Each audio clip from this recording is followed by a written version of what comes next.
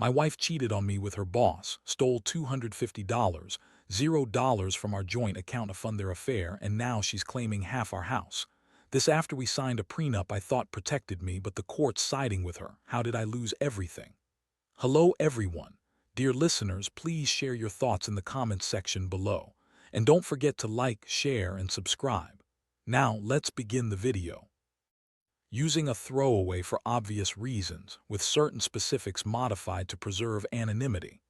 I never thought I'd be the guy sitting here writing about how my wife, Lisa, turned out to be a lying, cheating thief. I mean, I knew she was a little high maintenance, always fussing about her looks and demanding the best of everything. But I never suspected she'd be capable of the kind of betrayal she pulled. The worst part. It all started with a gut feeling, a weird vibe I couldn't shake, and from there, everything spiraled out of control faster than I could keep up. It all began about 6 months ago. Lisa had always been a bit secretive about her phone, but I chalked it up to her being protective of her privacy. She'd hide her screen when I entered the room, lock her phone at night, and sometimes she'd get defensive if I asked to see her messages. I didn't push too hard because I trusted her, at least I thought I did. But then little things started changing. She was working late more often, claiming it was just her boss pushing for projects, but her stories became inconsistent. She'd say she was at the office, then I'd find out she was out with friends. Nothing concrete, just enough to make me suspicious. One night I decided to do some digging.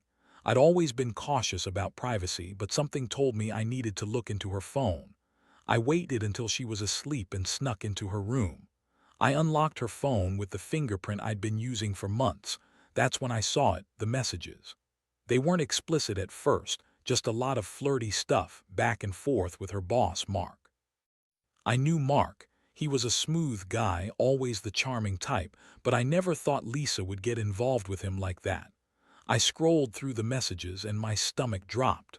There were plans to meet up after work, talk about secret dates, and even some sick talk about how they'd keep their affair hidden from everyone. My heart pounded so hard I thought it would burst. I felt sick. It was like I'd been punched in the gut. She'd been lying to me for months, pretending everything was fine, while she was screwing her boss behind my back. The worst part. She was so brazen about it, telling him how she hated her marriage, how I was boring, how she wished she could be with someone who actually loved her the right way. That's when it hit me. This wasn't just an affair, it was a full-blown betrayal. I stayed up that night staring at her phone, trying to process what I'd just seen. I couldn't believe I'd been so blind. I'd worked hard for everything we had, our house, the savings, the life I thought we were building together. But somehow she managed to steal from us too. When I looked at the bank account the next morning, that's when I saw it. The transfer of $250, $0 gone, just like that. All our savings wiped out to fund her little secret life. I could breathe. I felt like I'd been punched again, only this time from the inside out. I confronted her that same day. I showed her the messages, the bank statement, everything. Her face was a mask of anger and denial. She called me crazy, said I was paranoid, that I was imagining things. She tried to spin it, telling me it was all a mistake, that she loved me, that Mark was just a friend, that I was overreacting. But I knew better. I saw the lies in her eyes. She was lying through her teeth, trying to cover her tracks. I could see the guilt, the shame, but she refused to admit the full truth. Instead, she just kept spinning her stories, acting like I was the one who was crazy for doubting her. That moment crushed me. I felt betrayed on every level, by the woman I loved, by the person I thought I knew. I was furious, heartbroken, and helpless all at once. How could she do this? How could she steal from us, lie to my face, and then have the nerve to deny everything? I didn't want to believe it was true, but the evidence was undeniable. I was left staring at a future I never imagined, one where everything we'd built was crumbling, and the woman I thought I married was nothing like who I thought she was. I knew I had to figure out what to do next, but honestly I felt lost, betrayed, and furious beyond words. After that confrontation, everything changed. I couldn't sleep, couldn't eat, and I kept replaying her lies over and over in my head. I was furious, but at the same time I felt like I'd been hit by a truck. How did I miss all the signs? How did she manage to hide this from me for so long? I thought I knew her, thought we were solid. Turns out I was blind. The woman I married had been sneaking around, stealing from us and lying to my face. I felt like a fool. But the worst part was the money. $250, $0 gone. That's a small fortune, and she took it all to fund her affair with Mark. I found out she'd been funneling money out of our joint account for months, making excuses about investments and bills. She'd even opened a separate account under a fake name to hide her tracks. I was stunned. How much did she actually spend on Mark? Did she buy him things? Was she giving him money for rent or some kind of secret lifestyle? The thought made my blood boil. I started digging deeper, trying to piece together everything. I hired a private investigator just to confirm what I suspected. It wasn't long before I got proof. Pictures of Lisa and Mark together, sneaking into hotels, holding hands, kissing. They'd been seeing each other for months. She lied about everything, saying she was working late, going to the gym, meeting friends.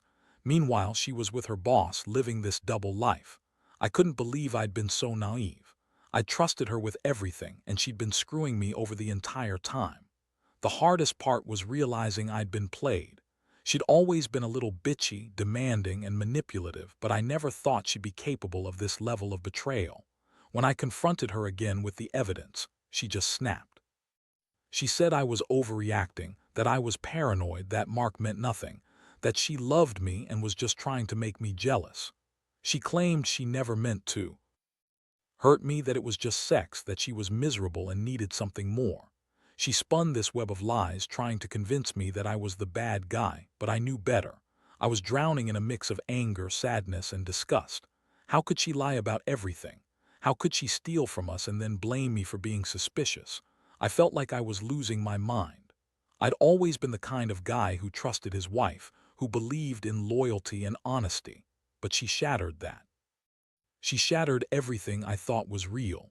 The betrayal was so raw, so personal, it felt like she'd taken a knife and cut me open from the inside. And then came the legal nightmare.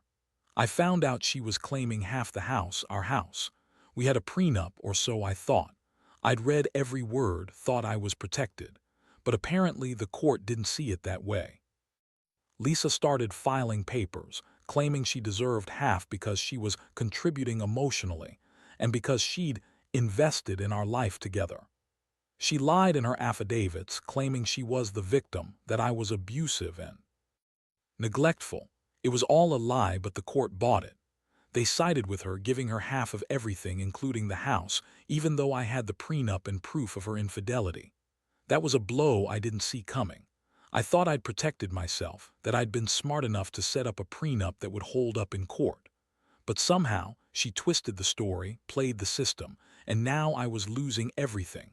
My home, my savings, my dignity. I felt like I'd been punched again, only this time in the gut. How did I lose it all? How did she get away with this? I thought I was doing everything right, and now I'm left with nothing but a broken heart and a pile of legal bills. Every day since then has been a blur. I wake up angry, then sad, then numb. I see her face in my mind and remember the good times, how I thought we were building a future. Now I realize it was all a lie. She was just using me, using my trust, stealing from me, and then lying about it to save her own skin. I don't know what's worse, the betrayal or the fact that I didn't see it coming until it was too late. All I know is I'm hurt, I'm betrayed, and I'm trying to pick up the pieces of a life I thought I had under control. After everything came crashing down, I knew I had to make some serious decisions. The legal battle was just starting, and I could see the writing on the wall. Lisa wasn't giving up her claim on the house easily, and I knew she'd fight dirty to get her cut. But more than that, I was overwhelmed with a mix of anger and disappointment. How could she turn out to be this person? How could she betray me and then try to take everything I worked so hard for? I decided I had to act fast. I started gathering every piece of evidence I could find: bank statements, emails, text messages, everything that proved her lies and her financial deception. I hired a good lawyer who specialized in divorce and asset protection. I wanted to make sure I had a shot at keeping my money and my house, but honestly, I wasn't optimistic. The court system, I learned, isn't always on the side of the honest guy. Lisa was a master manipulator. She spun stories, played the victim, and played the system like a pro. In the meantime, I began to reflect on what I could do next. I knew I couldn't stay in that house, not with her claiming half in her new life with Mark. I rented a small apartment, just enough to get some space from the chaos. The house, which once represented stability and my future, now felt like a prison.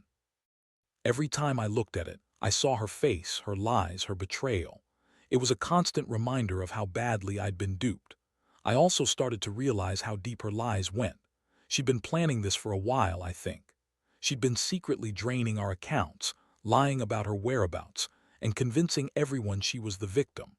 I found out she'd even been telling her friends and family that I was abusive or neglectful, anything to justify her actions and turn the blame on me. That was a new low. She was rewriting history, trying to paint herself as the wronged wife when she was the one who'd done the wrong.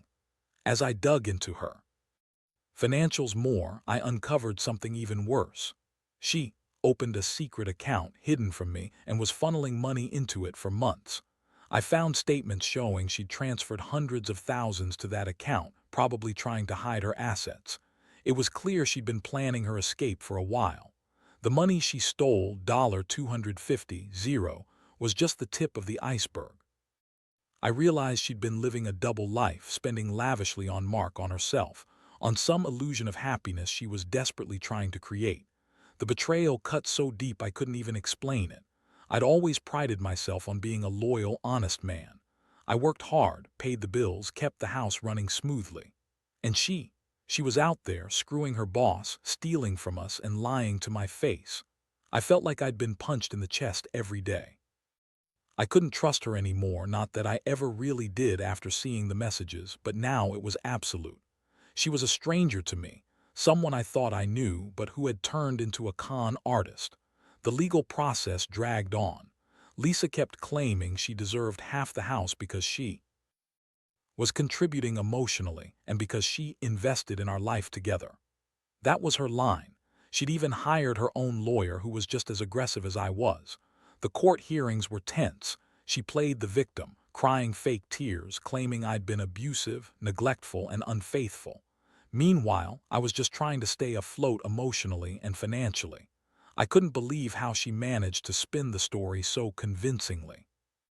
It was like she had a script, and she knew exactly how to manipulate every situation. I remember the day she showed up at the court with her new lawyer trying to argue for half the house. She looked at me with that bitchy smirk like she was already winning. I felt rage welling up inside me, rage at her lies, rage at myself for trusting her, rage at the system that seemed to favor her. But I also knew I had to stay calm, keep my evidence ready, and fight for what was rightfully mine. My lawyer warned me that the court might not see things the way I did, that Lisa's tears and her stories could sway the judge. That scared me, because I knew she was good at manipulation. I had to be smarter, more strategic. In the end, I learned a harsh lesson. No matter how much you think you know someone, betrayal can come from the most unexpected places. I thought I was building a life with Lisa, a future. Instead, I was building a house of cards. She tore everything down with her lies, her theft, her betrayal. Now I stand here, fighting to keep what's mine, trying to pick up the pieces of a life I thought I understood. It's a long road ahead, but I'm determined to come out of this with some shred of dignity, and maybe, someday, some kind of justice. The more I fought in court, the more I saw how deep her lies went. Lisa wasn't just cheating and stealing. She was orchestrating a full-blown manipulation campaign. She'd gone to great lengths to make herself look innocent, crying, claiming she was the victim, saying she'd only done it because I was a terrible husband, neglectful and emotionally abusive. It was sickening. She spun stories about how she only wanted to find herself, how Mark was just a distraction, how she never meant to hurt me. But I knew better. I saw the evidence, I knew her game, and I refused to let her win.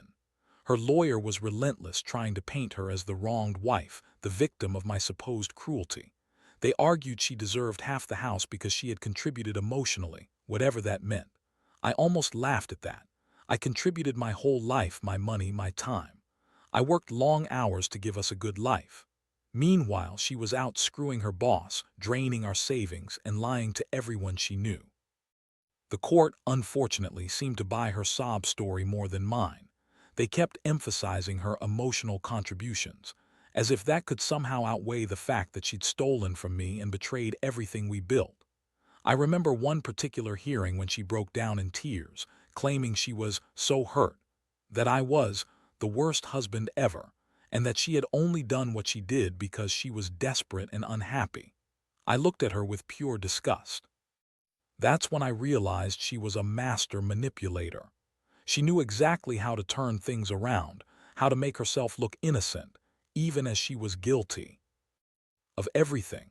I sat there seething, knowing I had to stay strong, keep my evidence ready, and fight for what was rightfully mine. Meanwhile, I was trying to figure out what to do about the house. It was supposed to be our home, our sanctuary. Now it felt like a battlefield. I had the prenup, or so I thought, but Lisa was arguing that she had invested so much emotionally that she deserved half. It was a ridiculous argument, but the court seemed to take her side. I was devastated. I'd worked so hard for that house, that property, and now I was losing it all because of her lies and theft. I couldn't believe how everything had fallen apart so quickly. I also started to realize she'd been planning this for a long time. She'd hidden money, lied about her whereabouts, and even tried to manipulate our friends and family into thinking I was the bad guy. I caught her telling her sister I was abusive, that I was neglectful, just so she could justify her actions. That was a cruel lie. She was the one who'd been neglectful, who'd been cheating and stealing from us. I couldn't believe she'd stooped so low. As the legal battle dragged on, I felt the weight of it all crushing me. Every day was a new fight, a new lie uncovered, a new reason to feel betrayed. I'd lost trust in her, in the system, in myself. I'd always thought I was a good man, someone who played by the rules and took care of his family. And now I was fighting to keep what was left of that life. I'd never been so angry, so broken, and yet I knew I had to keep fighting. Because if I didn't, she'd walk away with everything, and I'd be left with nothing but a hollow shell of the man I used to be. The legal process was draining every ounce of strength I had left. Each hearing, each court date, felt like another punch to the gut. Lisa was relentless, playing the victim card harder than ever, crying about how she was so hurt and only wanted a fresh start. She claimed she deserved half the house because she had contributed emotionally, as if that somehow overruled the fact that she had stolen from us and lied to my face for months. Her lawyer pushed her narrative, and the judge seemed swayed by her tears and her fake vulnerability. I sat there feeling helpless, realizing the system wasn't always on the side of the honest man. I remember vividly the day she showed up at court with her new lawyer, full of confidence. She looked at me with that bitchy smirk, knowing she was winning the game of manipulation. My stomach clenched as I watched her try to convince the judge that she was entitled to half of everything. She spun the story that she'd been an equal partner emotionally, financially, and otherwise. That was a lie. She had been draining our account, hiding money, and secretly funneling thousands into that fake account she'd opened, all to fund her affair and her life of lies. Meanwhile, I was fighting to keep what was mine. I had the prenup, or so I thought, but the court seemed to dismiss it. Lisa claimed her emotional contributions meant she deserved half, and the judge, probably swayed by her tears, awarded her a significant chunk of the house. I was devastated. That house was supposed to be our future, our sanctuary. Now it was slipping away because of her greed and deception. I felt like I was losing everything: my home, my savings, my dignity. I started to think about the bigger picture. How did this all happen? How did she manage to manipulate her way through the system? I realized she'd been planning this for a long time. She'd hidden money, lied about her whereabouts, and even told her friends I was abusive or neglectful. I uncovered emails where she was coordinating with Mark, planning their escape and making sure she'd have enough money to run away. That's when I knew this wasn't just a fling. This was her entire plan to leave me broke and betrayed. The emotional toll was crushing. I'd trusted her, loved her, built a life with her, and she just took it all and threw it away for some cheap affair and a pile of stolen cash. Every day I'd wake up feeling numb, then angry, then hopeless. But I refused to give up. I hired a top-notch lawyer who told me I could fight for my rights if I had enough evidence. I pushed to prove her deceit, her theft, her lies. I wanted her to pay for what she'd done, not just financially but emotionally too. In the end, I learned a hard lesson. Never assume someone is who they seem. Lisa had been pretending for years, the perfect wife, the loving partner, while secretly plotting her escape. She stolen from me, lied to me, and then tried to make me look like the bad guy. I don't know how I'll ever trust again, but I do know I won't let her get away with it. I'll fight for what's rightfully mine, even if it means losing everything I thought I had. Because at the end of the day, I have to stand up for myself. No one else is going to do it for me. Looking back now, I realize how much this whole ordeal has changed me, probably forever. I used to trust people easily, believed in honesty and loyalty. Now I see that betrayal can come from the most unexpected places, and sometimes, even the person you love the most can turn into a stranger. I've lost my home, my savings, and a big chunk of the life I thought I was building. But I've also gained something, an unshakable sense of what it means to fight for yourself. Even when everything seems to be falling apart. The court case finally wrapped up and Lisa got her share, as she kept calling it.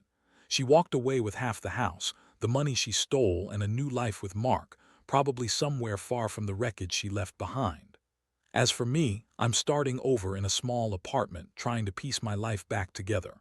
It's not easy, and honestly, some days I feel like giving up. But I know I can't let her win completely. I have to rebuild, even if it's just a little at a time. One thing I've learned is that money isn't everything, but it's still a powerful weapon. It gave her leverage, and she used it to destroy what I thought was secure. It's made me realize how fragile trust really is, and how important it is to protect yourself, financially and emotionally. I've started paying closer attention to my finances, setting up safeguards, and being more cautious about who I let into my life. Because if I've learned anything, it's that betrayal often comes disguised as love and trust. I also learned that the hardest part isn't the betrayal itself, but accepting that sometimes people are willing to do anything to get what they want. Lisa's greed, her lies, her manipulations, they all came from a place of desperation and selfishness. I used to think people had some innate sense of morality, but now I know that's not always the case. The only person I can truly count on is myself. Moving forward, I'm trying to rebuild my life with that in mind, more guarded, more cautious, but still hopeful. In the end, I want to tell anyone reading this, trust wisely, protect your assets, and don't ignore the signs of deceit. Because once betrayal happens, it leaves scars that take a long time to heal. I don't regret loving Lisa, but I do regret not seeing the warning signs sooner. I hope that sharing my story helps someone else recognize the red flags before it's too late. Because in the end, the only thing you really have is yourself. And if you fight for it, you can survive even the worst betrayals.